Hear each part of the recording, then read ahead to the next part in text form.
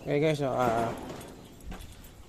may dala tayong kawali na may mantika. Subukan natin ngayon. Ito hindi pa to kumukulo, no? Subukan natin itong ilagay dyan sa may sikat ng araw, kung legit ba talaga na mapagpakulo o makapagluto dito may sikat ng araw. Ay lapag lang natin dito yung apoy, yung apoy kawali. Subukan natin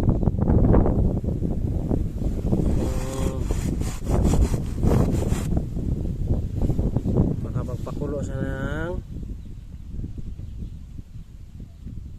mantika na yan.